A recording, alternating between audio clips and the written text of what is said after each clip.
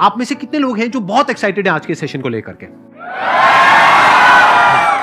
तो अब मैं जैसे ही आपको नाम बताऊंगा उनका, जो हमारे आज के गेस्ट हैं, तो आपका जो एक्साइटमेंट लेवल है वो और बढ़ जाएगा। ये बताने से पहले कि गेस्ट कौन है, मैं आपको थोड़ा सा बताता हूं YouTube के बारे में। YouTube में क्या है कि पूरे वर्ल्ड की अगर बात करी जाए तो करोड़ों चैनल्स हैं जो अलग अलग जॉनर्स में हैं, अलग अलग कैटेगरीज में हैं। उसमें से दो बड़ी कैटेगरीज हैं, मोटिवेशन और एजुकेशन। पूरे वर्ल्ड में जो वर्ल्ड का नंबर 1 मोटिवेशन चैनल है वो मेरा है, और जो वर्ल्ड का नंबर 1 एजुकेशन चैनल है किसी इंडिपेंडेंट क्रिएटर का, वो उनका है, जो कि हमारे गेस्ट हैं। उनके 17 मिलियन से ज्यादा सब्सक्राइबर्स हैं। Please give an energetic and warm welcome to the one and only Khan sir.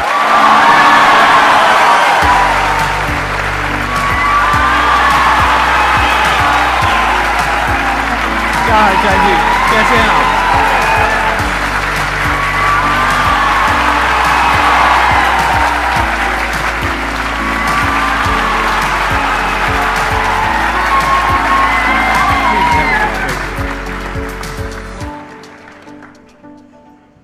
इससे पहले कि ऑडियंस आपसे कुछ पूछे या इंटरेक्ट करे, मेरे माइंड में एक क्वेश्चन है आपके लिए जी।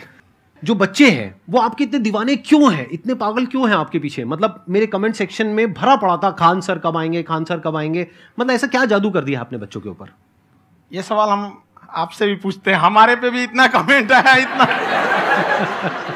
मेरे तो ऑफिस में लोग चले आए कि सर कब जा रहे हैं। अच्छा। क्योंकि हम लोग का तो एग्जैक्ट है, वही पढ़ाना है। हाँ। तो देखिए, हम लोग का मेन है कि बच्चों को जो जरूरत रहती है कि अगर लड़का पढ़ने आ रहा है ना, उसके मन में कोई डाउट ना रह जाए। हम उसको कहते हैं कि हम तुम्हें पढ़ा रहे हैं, दम है तो भूल के दिखाओ, याद करके नहीं।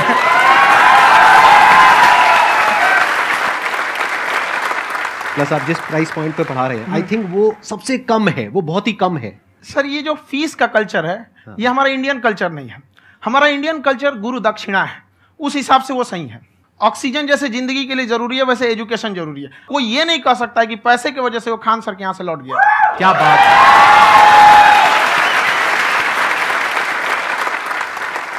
मैंने देखा कि आपका ये जो चैनल है कि ये पिछले 3 साल के अंदर अंदर ही ग्रो किया है। हमको जब चैनल शुरू हुआ तो एक दिन में हम 4-5 वीडियो बनाए।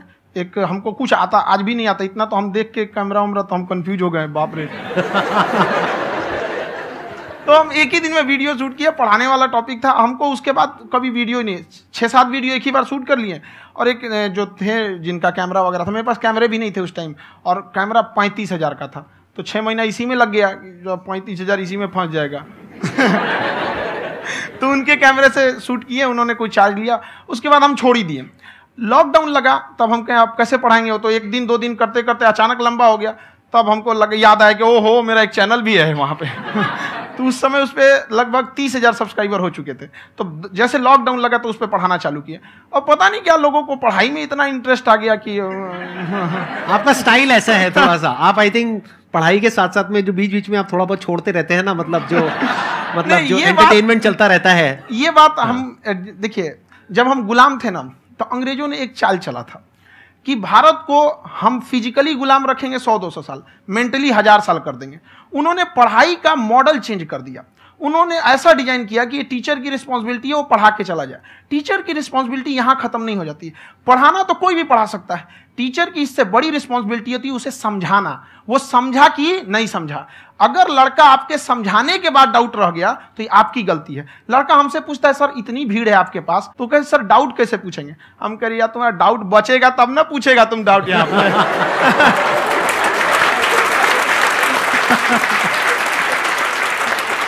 कॉन्फिडेंस नेक्स्ट लेवल है खान सर का, मानना पड़ेगा। और शायद यही वजह है इनकी जो ग्रोथ है उसका।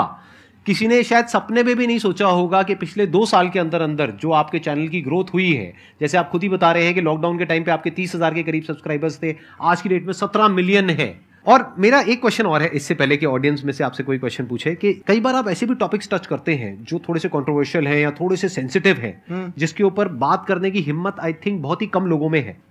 तो आपको कभी ये नहीं लगता है कि कहीं ज्यादा तो नहीं हो रहा है, इसको थोड़ा रोक देते हैं, थोड़ा कम कर देते हैं? क्योंकि कोई लाइन ही नहीं है वैसे तो बोलने को, तो आप कुछ भी बोल दो, कितना भी बोल दो। हुई है कंट्रोवर्सी बहुत बार। एक्चुअली बचपन से हमको फौज में जाना था, और फौज वालों के लिए ये सब मायने नहीं रखता। उसको करना है मतलब करना है, तुम सामने कुछ भी रहो, डजंट मैटर।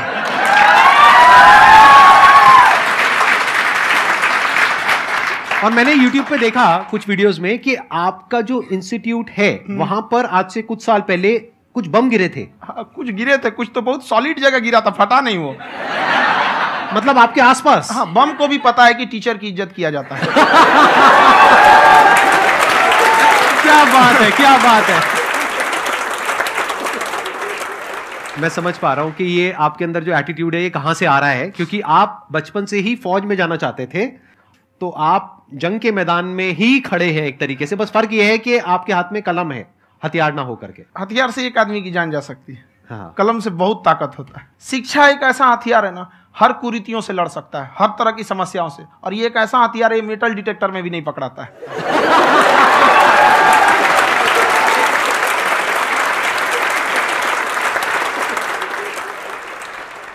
मेरा क्वेश्चन ये है कि अभी प्राइवेट ऑर्गेनाइजेशंस में पीटने का, पनिशमेंट का ये सिस्टम जो है खत्म हो गया है। हम आपके वीडियो में देखे हैं सर कि आप एक बड़ा सा रोल रखे रहते हैं, पुलिस वाला लाठी है वो, पुलिस वाला लाठी है, और स्टेज पे बुला के बच्चों को उसी से धुनाई शुरू कर देते हैं मस्त एकदम से, है ना।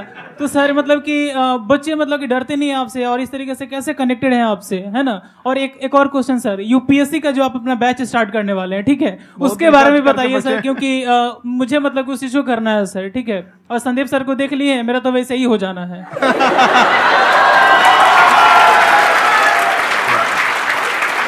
क्या हो जाना है? मेरा पूरा कंप्लीट करो। I'll be an IAS officer next year because I have seen you, sir. My day is like complete, sir. All the best. Thank you so much, sir. Thank you. पूरा बोला करो। Thank you. देखिए, लड़कों को जहां तक पीटने की बात है, जब पढ़ाने की बात आएगी तो उसको हम पूरे बेहतरीन ढंग से पढ़ाएंगे। लेकिन जब सजा देने की बात आएगी ना, तो वो भी बेहतरीन ढंग से होगा। ऐसा थोड़ी होगा कि बस एक ही चीज बेहतरीन ढंग से होगा। और डर का होना बहुत जरूरी है। ये डर भी अपने आप में एक मोटिवेशन है, क्योंकि जब आपके अंदर एक थोड़ा सा डर रहे ना, तो डर के भागिए मत। एक ऐसा डर जिसको आप लगे कि नहीं नहीं थोड़ा सा और करने की जरूरत है, फिर तो ये हम इसको क्रॉस कर जाएंगे यहाँ पर। तो लड़कों के अंदर ये डर बनाना भी जरूरी रहता है। और रही बात यूपीएससी वाले की, जो आपने बोला, बहुत सारे लड़के वेट कर रहे हैं यूपीएससी की, क्योंकि 2-2.5 लाख फीस सारे लोग एफोर्ड नहीं कर सकते। और हमारा वही रहता है, हम तो ज्यादातर हमारे स्टूडेंट देखेंगे तो किसी के रिक्शा वाला, सब्जी वाला, यही लोग, इनको तो 2.5 लाख रुपया, इनके पास पूरी संपत्ति नहीं होती है, फीस कहाँ से भरेंगे वहां पे, उसके बाद रहेंगे कहाँ से। तो ऑल ओवर इंडिया से, कश्मीर से कन्याकुमारी तक, गरीब से गरीब भी लड़का उसको पढ़ सकता है। यही कुछ 1000 रुपये मंथली, 12-14 हजार साल का पड़ेगा, खत्म हो जाएगा इतना में।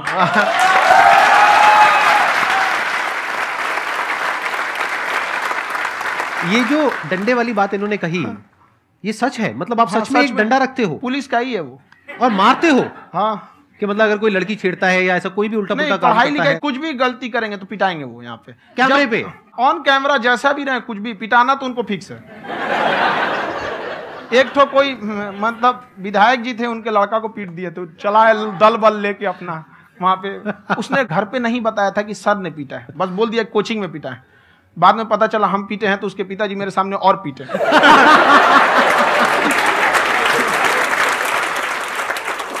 सर, आपका सबसे बड़ा डर क्या है आप दोनों का? फौजी को डरे नहीं लगता है, बाकी अफसर से पूछिए।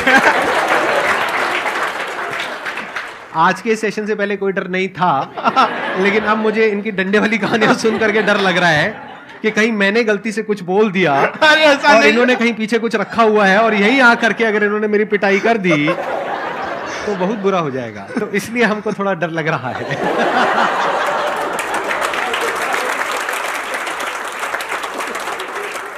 आपकी डेली कितने घंटे क्लासेस होती हैं? 6-7 घंटे। अभी भी खुद ही करते हो आप? हाँ, हमारे स्टाफ परेशान रहते हैं। हम 1:30-2 बजे सोते हैं, सुबह 6 बजे उठ जाते हैं, परेशान रहते हैं। यार इतना क्यों करते हो, है ना? कभी तो उनको भी साथ साथ लगना पड़ता है ना? उनको साथ साथ लगना पड़ता है। हम जग गए तो कोई सोया थोड़ी रहेगा, परेशान रहते, दिन में सोते ही नहीं है बेचारा, कहीं कहीं जाके सोते रहता है। हम सीट बांध दिए कि भाई तुम इस समय सो जाना, तुम इधर सो जाना। आपकी शादी हो गई या नहीं हुई अभी? मेरी खुशहाली देख के आप आइडिया लगा सकते हैं।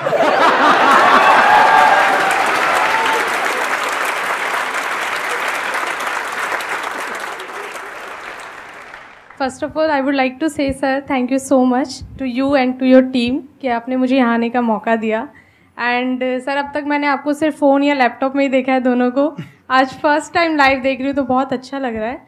तो मेरा क्वेश्चन ये है सर आपसे, जब हम लाइफ में कोई डिसीज़न लेते हैं कि हमें ये पर्टिकुलर चीज़ करनी है, और क्योंकि हम डिसीजन लेते हैं तो हमारी आदत है कि पहले हम 4 लोगों से पूछते हैं कि तू बता तेरी क्या राय है, तू बता तेरी क्या राय है। तो उनमें से अगर कोई हमें कह देता है कि ये बेकार डिसीजन है मत कर, तो हमारा माइंड कहीं ना कहीं डाइवर्ट होने लगता है और उसकी वजह से हम अपना डिसीजन चेंज कर देते हैं।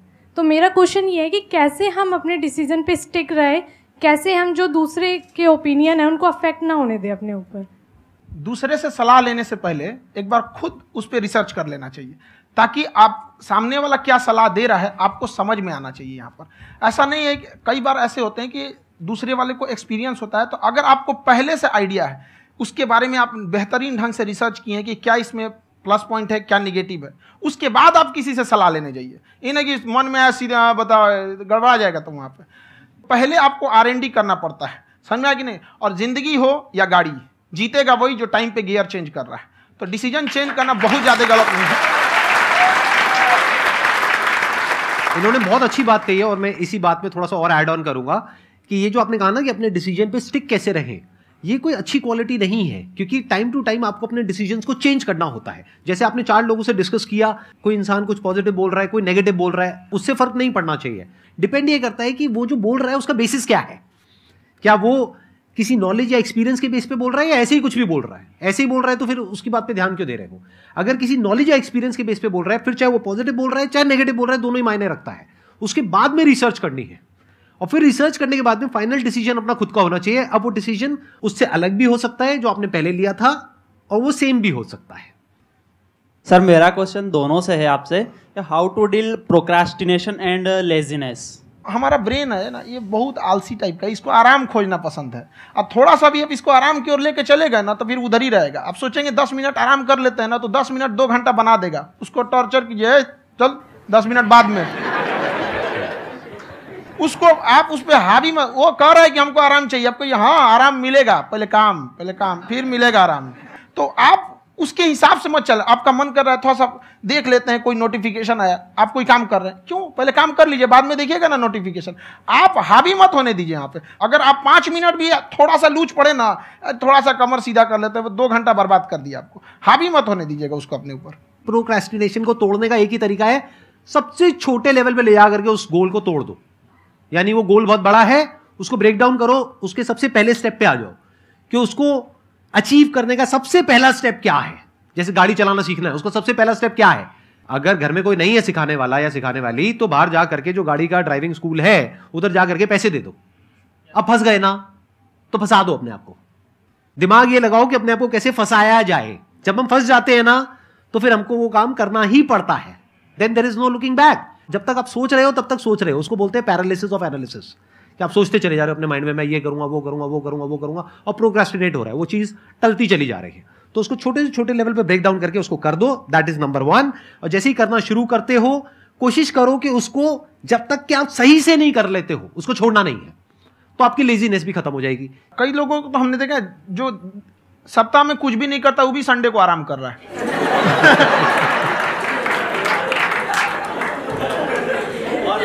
वैसे कहा भी जाता है कि अगर कोई काम आपको करवाना है ना, तो ऐसे किसी इंसान को दो जो बिजी है। हाँ। ऐसे आदमी को मत दो जो खाली है। ये परफेक्ट एग्जाम।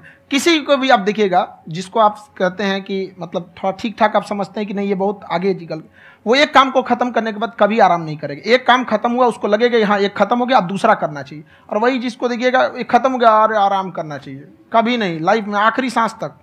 सर यहाँ पे सब हिंदी में पूछते हैं, इंग्लिश में पूछते हैं, मैं भोजपुरी में पूछूं? जौन भाषा ठीक लगे तोने में पूछ दो। हाँ सर।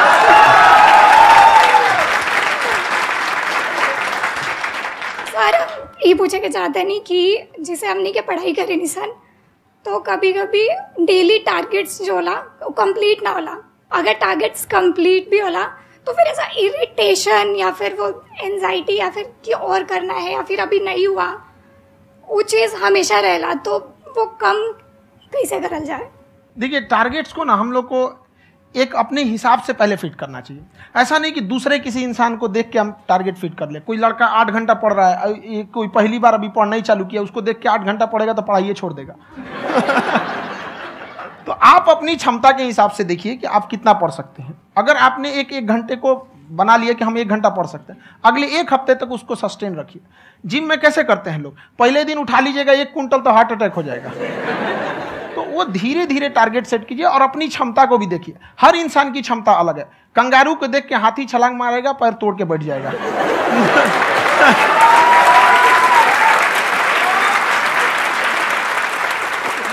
अब संदीप सर का मोटिवेशन देख के इसका मतलब क्या कि ट्रेन के आगे खड़ा हो जाएंगे, ढकेल देंगे तुमको। हालांकि ऐसा कर देते हैं, लेकिन ऐसा करिएगा लोग नहीं, क्षमता पता होना चाहिए। आपके अंदर एंजाइटी हो रही है कि मैंने कर तो लिया है। आप ये नहीं कह रहे कि मैंने कुछ भी नहीं किया है फिर मेरे को एंजाइटी हो रही है। आप ये कह रहे हो मैंने काफी कुछ कर लिया है फिर भी एंजाइटी हो रही है कि कहीं कुछ छूट तो नहीं गया है।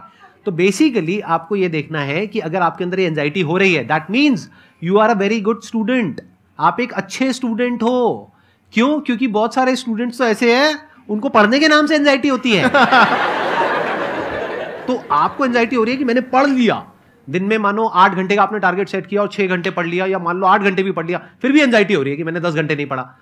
तो ये तो अच्छी क्वालिटी है ना, ये तो एक ब्रिलियंट स्टूडेंट की क्वालिटी है। क्योंकि एंजाइटी उसी को होती है जो केयर करता है, जिसको परवाह है, उसी की तो एंजाइटी होती है। जैसे माँ को अपने बच्चे की, जैसे एक माँ को अपने बच्चे के, जैसे एक माँ को अपने बच्चे को लेकर के एंजाइटी होती है। हंस लो मजाक उड़ा लो मेरा। कोई बात नहीं, एडिट कर देंगे इसको हम। हाँ।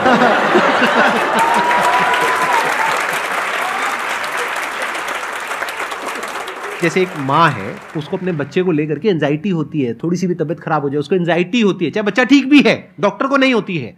क्यों? क्योंकि माँ को उस बच्चे से प्यार है। तो दैट मीन्स कि आप अपनी पढ़ाई को लेकर के सीरियस हो, इस वजह से आपके अंदर एंजाइटी हो रही है, विच इज नॉर्मल। जहां पर प्यार मोहब्बत होती है वहां पर थोड़ी बहुत एंजाइटी तो होती ही है ना। समझ रहे हो ना मैं क्या कहना चाह रहा हूं? आप लोग समझ रहे हो ना मैं कहां जा रहा हूं? जब वो किसी और से बात करती है तो एंजाइटी होती है ना।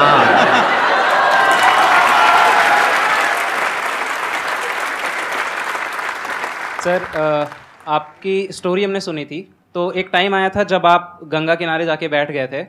उस समय आपको कुछ समझ नहीं आ रहा था, तो उस समय मतलब आपने ये डिसीजन कैसे लिया कि अब आगे नहीं, यहाँ से वापस जाना है? रास्ता ही नहीं था। घर जाने के लिए एटलीस्ट 90 रुपए चाहिए थे, जेब में 40 रुपए थे। कैसे घर जाते हैं? और हम गंगा के किनारे चुपचाप बैठे बैठे हम कहें कि अब बहुत टेंशन हो गया, अब घर जाना चाहिए। रूम पे, तो किराए के रूम पे ही आदमी सारे लोग रहते। गए वहाँ पे तो रूम लॉक हो गया था। तुम खटखटाए तो ऊपर से गुस्सा से बोले जो ऑनर थे, क्या टाइम हो गया है? तुम कहे 9-10 बज रहा होगा। घड़ी देखिए तो 2 बज रहा था रात का, 2-2:30 बज गया था वहाँ। टेंशन में आप तो होता है, कई बार ऐसा समय आएगा कि लगेगा जैसे अब कुछ नहीं हो सकता है। तो इससे घबराना नहीं है। कभी कभी गुच्छे की आखिरी चाबी भी ताला खोल देती है। जो बातें आपने बताई कि घर में प्रॉब्लम्स ये तो बहुत लोगों ने फेस करी वहां पर। आप अकेले नहीं है, बहुत लोगों ने ये प्रॉब्लम्स फेस करी, बहुत तरह की प्रॉब्लम्स देखी, बहुत तरह की स्ट्रगल्स देखी, लेकिन वो सब इतने कामयाब नहीं हो पाए जितने कि आप हुए। तो आपके अंदर ऐसा कुछ ना कुछ है जो औरों के अंदर नहीं है। तो वो मैं जानना चाह रहा हूं कि वो ऐसा क्या था जहां से कि आपका दिमाग यहां तक सोच पा रहा है कि मैं पूरे इंडिया में इतने बड़े लेवल का चेंज लेकर के आ सकता हूं, एजुकेशन फील्ड में रेवोल्यूशन लेकर के आ सकता हूं। ये सोचना ही बहुत लोगों के बस का नहीं है। मेरी एक खुद की थिंकिंग, अगर हमको कोई 100 रुपए किसी काम के लिए दिया, हम सबसे यही कहते हैं, तो हम कोशिश करते हैं उसे 200 का रिटर्न दे। अगर कोई हमसे 200 रुपया फीस दे रहा है, 250 दे रहा है, तो हम उसको ये कोशिश करते हैं कि तुम्हें ऐसा लगे कि नहीं भैया हमने 10-20 हज़ार का पढ़ लिया यहाँ पर। वो ईमानदारी से कभी कमी नहीं। और हमेशा अगर हम प्रॉमिस एक्स का करते हैं तो डिलीवर 4x करना चाहते हैं। ध्यान से सुनना और ध्यान से समझना इस फर्क को। अगर आप समझ पाए तो बहुत आगे जाओगे लाइफ में। एक वो होते हैं जो ये सोचते हैं कि हमें सब कुछ मिल जाए, हमें कुछ भी करना ना पड़े। दूसरी कैटेगरी होती है लोगों की जिनको जितना मिलता है उसमें भी चोरी चकारी करते हैं या कोशिश करते हैं कि उससे कम दे सामने वाले को जितना कि हमें मिल रहा है। तीसरी कैटेगरी होती है लोगों की जो इनके जैसे लोग होते हैं। वो क्या करते हैं? वो ये सोचते हैं कि अगर मैंने किसी से 1 रुपए भी लिया, देखा जाए तो 200-250 रुपए कुछ भी नहीं होता है, 200-250 रुपए अगर मैंने लिया तो कैसे उसको 400 रुपए की वैल्यू दूं। ये जो थिंकिंग है ना, यही एक फर्क होता है एक ऐसे इंसान में जो बहुत आगे निकल जाता है और उस इंसान में जो मीडियोकर रह जाता है। आप अपने आप को अपने आप के ऊपर समय दीजिए, उसको डेवलप कीजिए। जब आप अपने आप के ऊपर खर्च करते हैं तो आने वाले समय में लोग गूगल पे आपको सर्च करते हैं। क्या बात है सर, ये आपने अभी बनाया है या ये कोई पुराना आपका वो है? बनते रहता है, इसे फ्लो में बन जाता है। आपके अंदर ना सर एक कवि छुपा हुआ है कहीं ना कहीं जो बाहर आना चाहता है। कभी ना कभी आपने सोचा होगा कुछ हाँ, कभी कभी देखिए एक चीज है, संगत का बहुत अच्छा असर पड़ता है। ये चीज को हमेशा, संगति का मतलब लोग हल्के में ले लेते हैं। संगति का मतलब होता है संग संग गति। तो अच्छे लोग के साथ रहेंगे तो संग संग अच्छी गति होती जाएगी, खराब में रहेंगे तो ये भी होता है। बट अपने आप को थोड़ा सोचना चाहिए कि हम केवल जी के मर जाएं इसके लिए नहीं आए हैं। लोग कहते हैं कि सर नाम क्यों नहीं बताते अपना। हमारी एक ही सोच है कि जाने के बाद इस दुनिया से हमको मतलब एक चीज देना चाहते हैं स्टूडेंट्स को, कि वो याद करें कि इस पैसे की भाग दौड़ की दुनिया में हर कोई दोनों हाथ से लूटने में लगा है, खाली हाथ जाने के लिए ये सबको लगा है। तो हर कोई को ये सोचना चाहिए कि था कोई इंसान जो इतने कम फीस में इतनी शिक्षा जो महंगी थी, जो कमाने का रास्ता था, उसको भी एकदम कंपटीशन इतना कर दिया कि अब लोगों को अपनी फीस बढ़ाने में डर लगता है कि अरे यार, लड़का कमेंट करता है कि खान सर इतना ले रहे हैं, आप बहुत बड़ा टीचर हो गए।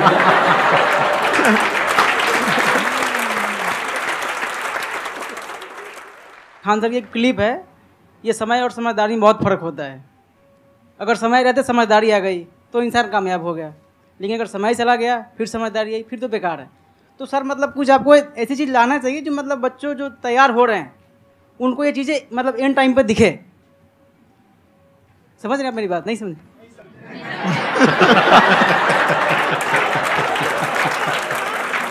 यही होता है सर, सर का मोटिवेशन ज्यादा हो जाता है। जब आप स्ट्रगलिंग फेज में हैं तो कम से कम चीजों को अपने ऊपर खर्च कीजिए, ज्यादा से ज्यादा सीखने में खर्च कीजिए। अगर आपको राजा बनने का शौक है तो गुलाम की तरह मेहनत करना सीखिए, तब राजा बनेंगे।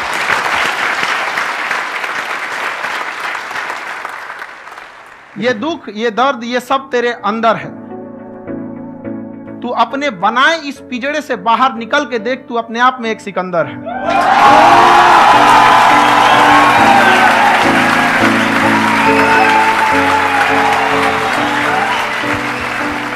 Thank you so much sir for coming. बहुत मजा आया मेरे को आपके साथ में इंटरेक्ट करके। आई एम श्योर आप लोगों को भी बहुत मजा आया होगा।